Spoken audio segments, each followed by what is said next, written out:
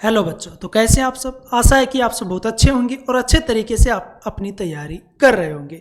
उसी तैयारी को आगे बढ़ाने के लिए जो आज की हमारी क्लास होने वाली है, जो आज का हमारा सेशन होने वाला है, वो जीके जीएस का मॉक टेस्ट हम करने वाले हैं। शानदार प्रश्न है, एक एक प्रश्न जो आपके एग्जाम के लिए इंपॉर्टेंट है, क्योंकि ये जो प्रश्न बनाए गए ये सभी प्रीवियस ईयर पेपर पर आधारित है। तो क्लास को लास्ट तक देखना है। इसकी शुरुआत करते हैं हम पहले प्रश्न से, और हमारा जो पहला प्रश्न है वो आपके सामने है, जिसका आपको आंसर बताना। आप देखना कि आपके कितने प्रश्न सही होते हैं। ठीक है, देखिए, लोकप्रिय गोपीनाथ बोरदोलोई अंतर्राष्ट्रीय हवाई अड्डा कहां पर है। लोकप्रिय गोपीनाथ बोरदोलोई जो हवाई अड्डा है, अंतर्राष्ट्रीय हवाई अड्डा की श्रेणी में आता है, कहां पर स्थित है ये आपको बताना है। तो कहां पर है ये, गुवाहाटी में। ऑप्शन बी यहां पर क्या होगा, करेक्ट होगा। अब बात आती है कि जो गुवाहाटी अंतर्राष्ट्रीय हवाई अड्डा है उसका नाम क्या है, गोपीनाथ बोरदोलोई अंतर्राष्ट्रीय हवाई अड्डा। ये नाम क्यों पड़ा, ये गोपीनाथ बोरदोलोई कौन है, इनके बारे में भी तो हमें पता होना चाहिए। ठीक है, तो बात करें, ये असम के प्रथम मुख्यमंत्री थे, असम के प्रथम मुख्यमंत्री। ठीक है, साथ में ये स्वतंत्रता सेनानी भी थे। क्या थे, स्वतंत्रता सेनानी, ये ध्यान रखना, स्वतंत्रता सेनानी भी थे, असम के प्रथम मुख्यमंत्री थे। साथ ही इनको असम का निर्माता भी कहा जाता है। क्या कहा जाता है, असम का निर्माता, या बोल सकते हैं जनक, बोल सकते हैं असम का जनक, असम का निर्माता किनको कहा जाता है, गोपीनाथ बोरदोलोई को, जिनके नाम से एक अंतर्राष्ट्रीय हवाई अड्डा है और वो कहां पर है, गुवाहाटी में स्थित है। तो ध्यान रखना, यदि इस प्रकार से एग्जाम में प्रश्न पूछा जाए तो वो आपका एकदम करेक्ट होना चाहिए, क्योंकि अभी आपने पढ़ा है कि गोपीनाथ बोरदोलोई अंतर्राष्ट्रीय जो हवाई अड्डा है वो गुवाहाटी में स्थित है। इसके साथ आपको 3 पॉइंट ध्यान रखने हैं कि गोपीनाथ बोरदोलोई असम के प्रथम मुख्यमंत्री रहे हैं, स्वतंत्रता सेनानी है, साथ ही इनको असम का निर्माता भी कहा जाता है। आ गई बात समझ में। चलिए अगला प्रश्न देखिए, भारतीय संविधान में मूल कर्तव्यों को शामिल करने की अनुशंसा करने वाली सरवण सिंह समिति का गठन किस प्रधानमंत्री ने किया था। देखिए, हमें पता है कि जो हमारे संविधान में मूल कर्तव्य है वो मूल संविधान में नहीं थे, उनको बाद में ऐड किया गया था, और उनको ऐड करने के लिए एक समिति का गठन किया गया, और वो समिति कौन सी थी, सरवण सिंह समिति। और इसी समिति ने ये अनुशंसा की थी, सिफारिश की थी कि संविधान में मूल कर्तव्यों को ऐड किया जाए। ये तो हमें पता है, लेकिन पूछ क्या रहा है कि इस समिति का जो गठन किया गया था वो किस प्रधानमंत्री के द्वारा किया गया था, या कह सकते हैं जब समिति का गठन किया गया उस समय प्रधानमंत्री कौन थे, श्रीमती इंदिरा गांधी जी। ऑप्शन ए क्या होगा यहां पर, करेक्ट होगा। अब देखिए, मूल कर्तव्य की बात करें तो सरवण सिंह समिति ने सुझाए थे 42वें संविधान संशोधन 1976 के द्वारा ऐड किए गए संविधान का भाग 4A या 4K बोल सकते हैं, जिसमें 51A में मूल कर्तव्यों को रखा गया। ठीक है, देखिए, सरवण सिंह समिति ने मूल कर्तव्य 8 बताए थे कि आप 8 ऐड कर लीजिए, लेकिन सरकार ने 10 किए। वर्तमान में 11 हैं। 11वां जो है आपका वो 86वें संविधान संशोधन 2002 के द्वारा ऐड किया गया। ये आपको ध्यान रखना है, क्योंकि यहीं से एग्जाम में प्रश्न बनता है कि जो 11वां मूल कर्तव्य है वो किस संविधान संशोधन के द्वारा ऐड किया गया। ये तो हमें पता है, ये तो अच्छे से हमने पढ़ रखा है, इसको तो हमें पता है कि मूल कर्तव्य 42वें संविधान संशोधन 1976 के द्वारा संविधान के भाग 4 के क में आर्टिकल 51 क में रखे गए।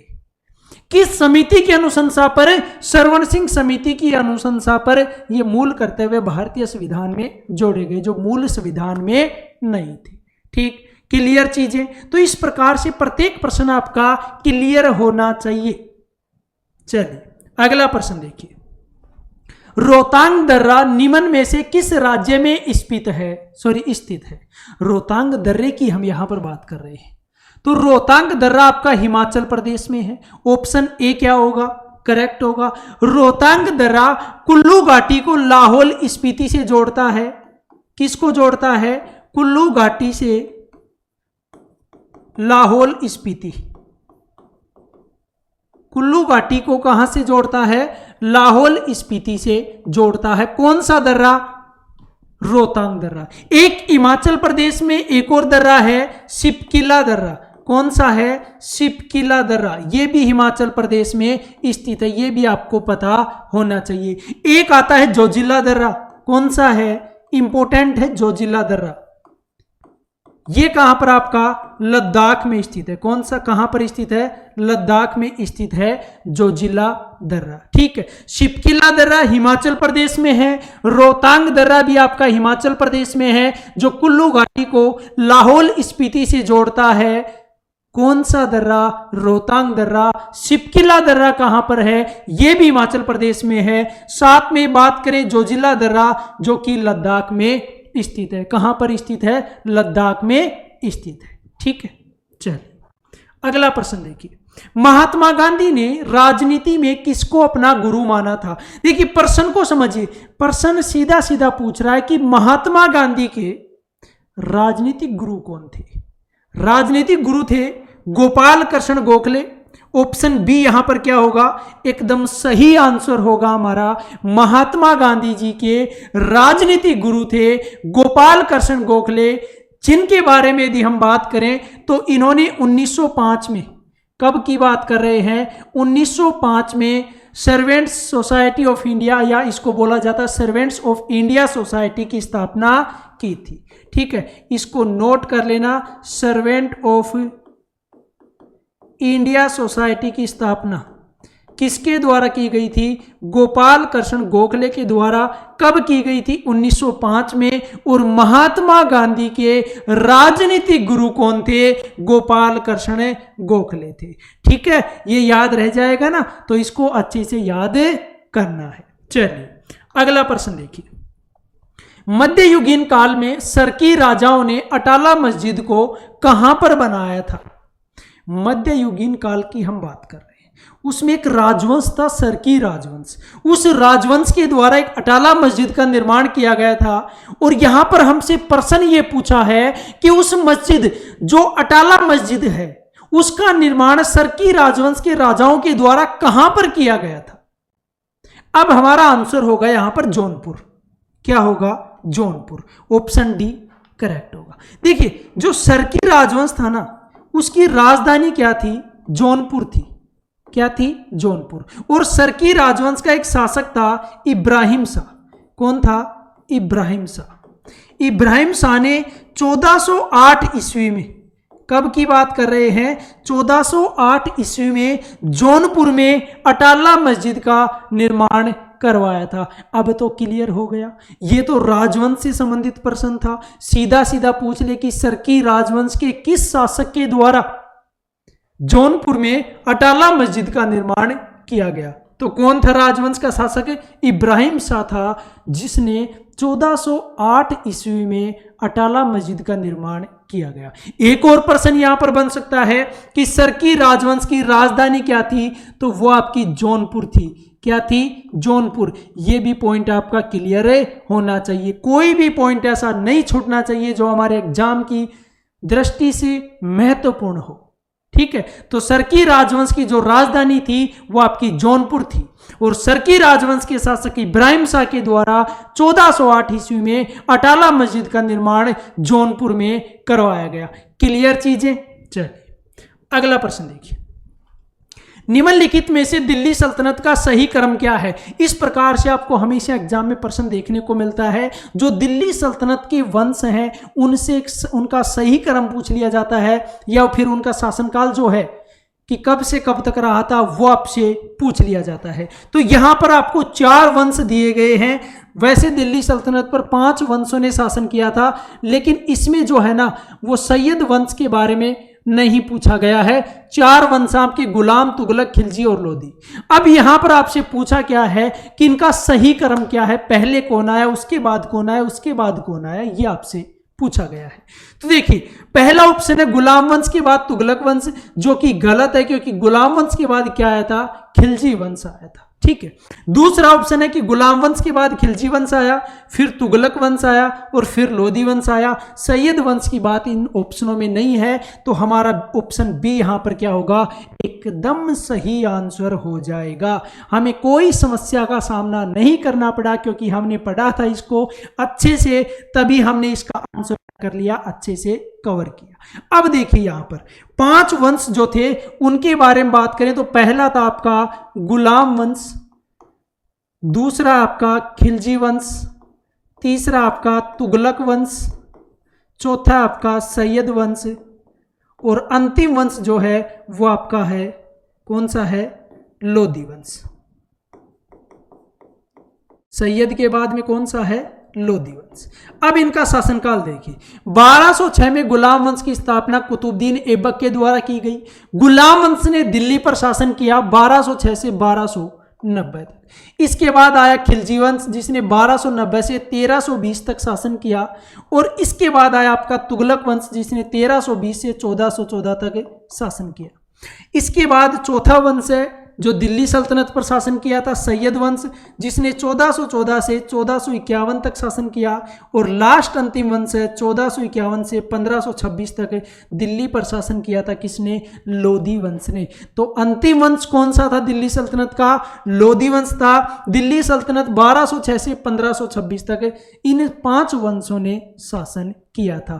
तो इनका एक तो क्रम पता होना चाहिए, साथ में इन्होंने कब से कब तक शासन किया ये भी आपको पता होना चाहिए। फिर से देख लीजिए गुलाम वंश ने शासन कब किया था, 1206 से 1290 तक। रिपीट करते रहिए अपने मन में, अच्छे से ये ध्यान हो जाएंगे। खिलजी वंश 1290 से 1320, तुगलक वंश 1320 से 1414 तक, सैयद वंश 1414 से 1451 और लोधी वंश 1451 से 1526। अब आपसे यदि एग्जाम में यहां से प्रश्न बनता है तो इस प्रकार से भी पूछ सकता है कि दिल्ली सल्तनत का अंतिम वंश कौन सा था, तो वो था आपका लोधी वंश, और हमसे जो क्रम पूछा था इनका उसका आंसर हमने कर लिया है। ठीक है, चलिए अगला प्रश्न देखिए।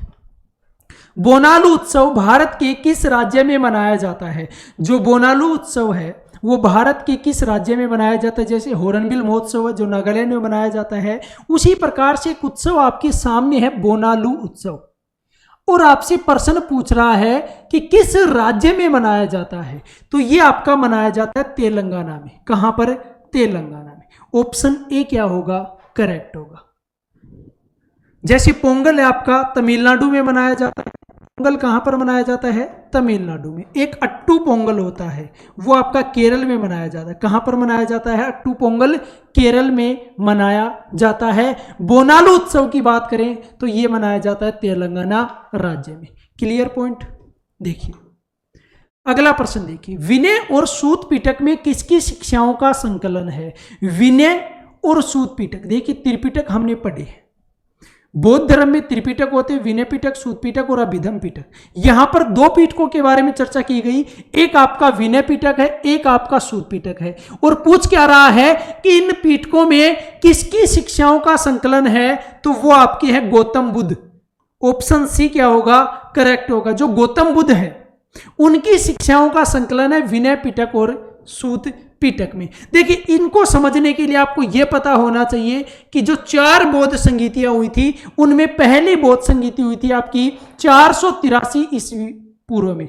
ठीक है, राजगृह में हुई थी, महाकश्यप की अध्यक्षता में, अजात शत्रु के शासनकाल में। उनमें जो गौतम बुद्ध के उपदेश थे उसी बौद्ध संगीति में गौतम बुद्ध के उपदेशों को इन पीठकों में शामिल किया गया था। अब चारों बौद्ध संगीतियों के बारे में हम बात करें तो 483 ईसा पूर्व है, 383 ईसा पूर्व है, 250 या 255 के आसपास है ये, और ईस्वी की प्रथम शताब्दी, ईस्वी की प्रथम शताब्दी। चारों बौद्ध संगीतियों के बारे में पता होना चाहिए। ये आपकी पहली है, ये दूसरी है, ये तीसरी और चौथी। अब देखिए ये कहां कहां पर आयोजित हुई थी। पहली हुई थी आपकी राजगृह में, दूसरी हुई थी आपकी वैशाली में, तीसरी पाटलिपुत्र में, पाटलिपुत्र। चौथी हुई थी आपकी कुंडलवन में। ठीक है, ये हो गई। अब बात आती है कि इस जब बौद्ध संगीतियों का आयोजन हो रहा था, चारों बौद्ध संगीतियों का, उस समय किन किन का शासन था। पहली बौद्ध संगीति के समय अजातशत्रु का शासनकाल था। दूसरी के समय कालाशोक, ये कालाशोक के शासनकाल में हुई थी। तीसरी अशोक के शासनकाल में हुई थी। और चौथी हुई थी कनिष्क के शासनकाल में। किसके शासनकाल में? कनिष्क के शासनकाल में चौथी बौद्ध संगीति का आयोजन हुआ था। अब बात आती है अध्यक्षता की कि इनकी अध्यक्षता किनके द्वारा की गई थी। तो पहली जो है उसकी अध्यक्षता की गई थी महाकश्यप के द्वारा, महाकश्यप। दूसरी सभाकामी के द्वारा अध्यक्षता की गई। तीसरी की अध्यक्षता मोगलीपुत्र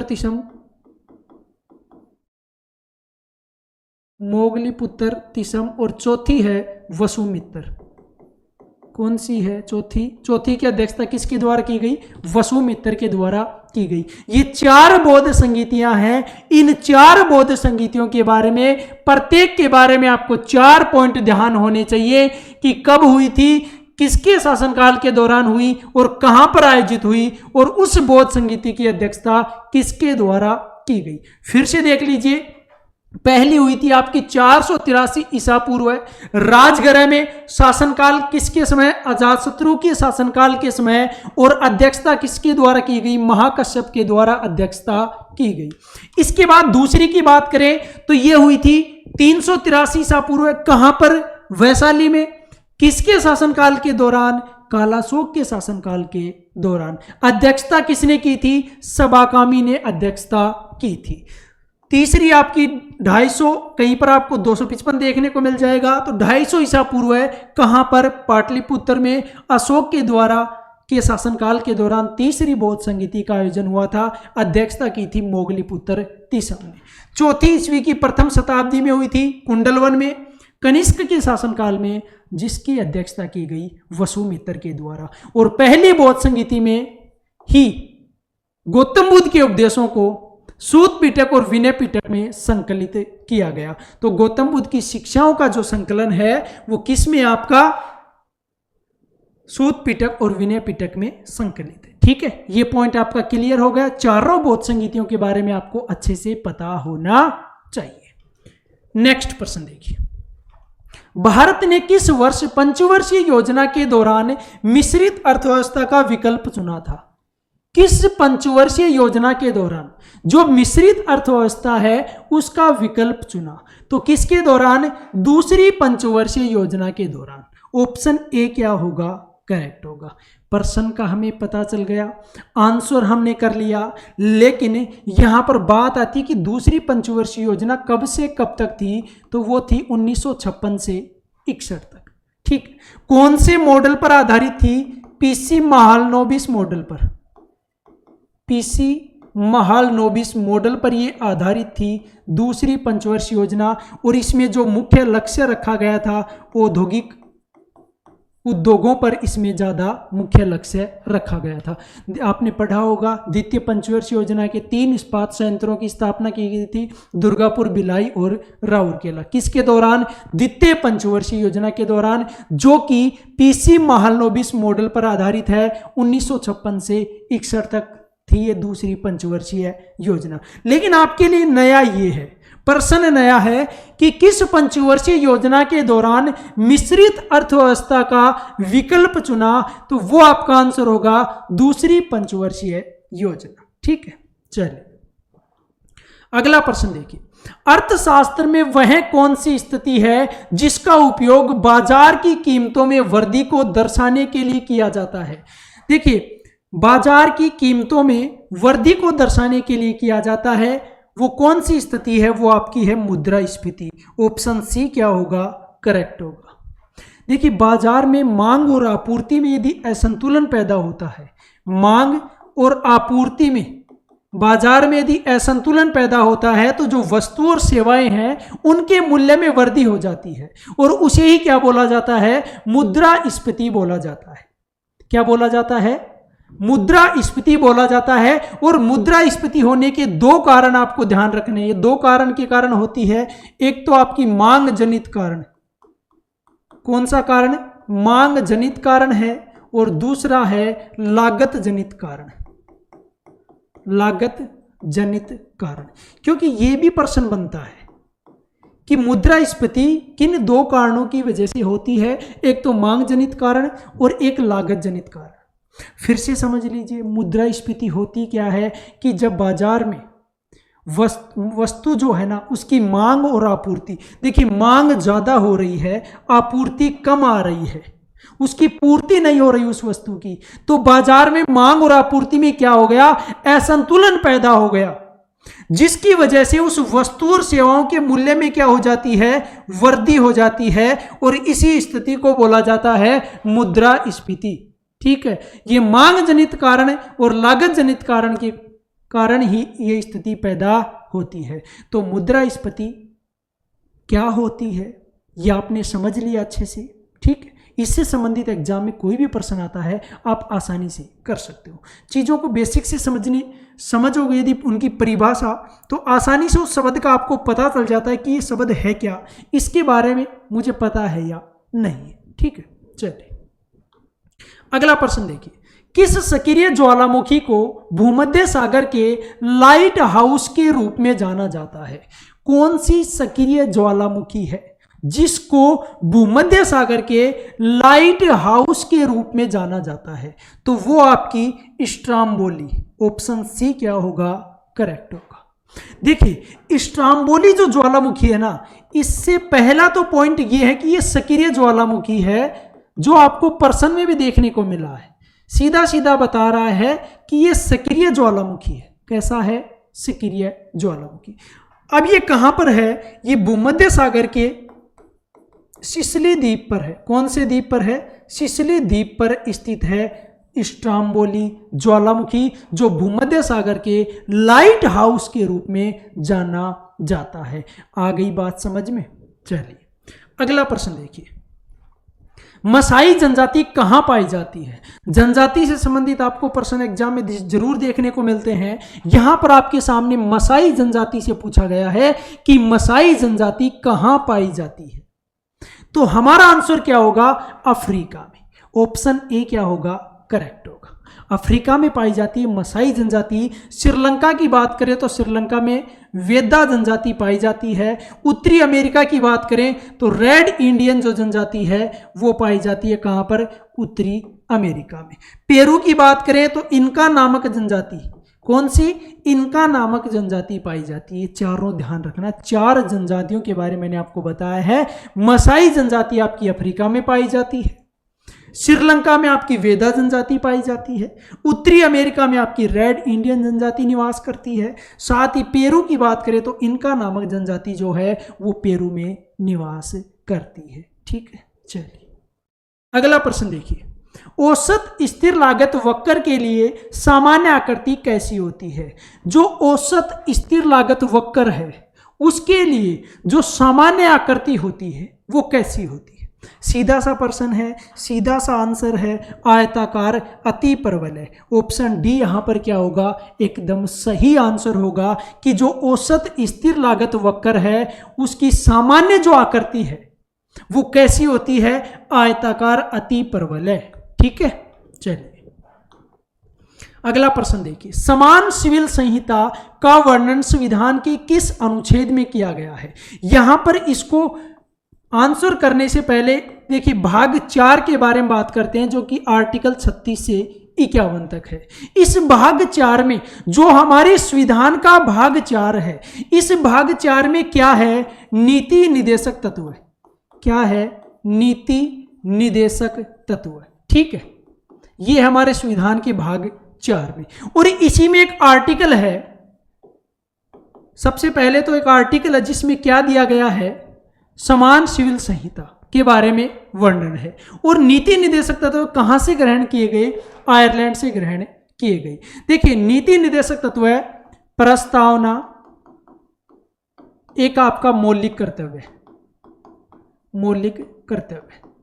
ठीक है, डीपीएसपी मतलब नीति निर्देशक तत्व, ये तीन जो है ना, ये न्यायालय में परिवर्तनीय नहीं है। और आपके जो फंडामेंटल राइट्स हैं, मौलिक अधिकार है, ये क्या है, न्यायालय में परिवर्तनीय है। आप इन तीनों को न्यायालय में चुनौती नहीं दे सकते किसी भी वजह से कि हमारा डीपीएसपी ये नहीं हुआ, मौलिक कर्तव्य ये है, हमारे ये नहीं हुआ, तो आप ऐसा करके न्यायालय में नहीं जा सकते। लेकिन यदि आपके मौलिक अधिकारों का हनन हो रहा है तो आप इनको लेकर न्यायालय में जा सकते हो, जो कि आपके दो आर्टिकल है। सुप्रीम कोर्ट आर्टिकल 32 है और हाई कोर्ट आपका आर्टिकल 226 है, जिसके आधार पर 5 प्रकार की रिट जारी की जाती है। प्रश्न क्या था, प्रश्न पर चलते हैं कि समान सिविल संहिता का वर्णन संविधान के अनुच्छेद 44 में है। किस में है, आर्टिकल 44 में। और ये आर्टिकल है भाग 4 में, नीति निर्देशक तत्वों के अंतर्गत ये रखा गया है समान सिविल संहिता। ठीक है, चलिए अगला प्रश्न देखिए। प्रधानमंत्री नरेंद्र मोदी द्वारा राष्ट्र को समर्पित ढोला सदिया पुल किस नदी पर बना है? ढोला सदिया पुल किस नदी पर बना है? तो ये बना आपका लोहित नदी पर। ऑप्शन सी यहां पर क्या होगा, करेक्ट होगा। देखिए जो लोहित नदी पर बना है ढोला सदिया पुल, तो ढोला कहां पर है आपका, अरुणाचल प्रदेश में। ठीक है, अरुणाचल प्रदेश में। ये इसका जो वर्तमान में नाम है वो नाम है भूपेन हजारिका ब्रिज।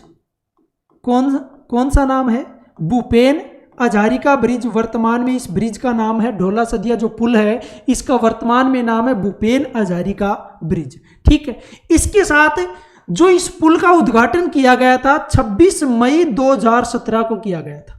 कब किया गया था, या बोल सकते हैं ये राष्ट्र को समर्पित कब किया गया, 26 मई 2017 को किया गया।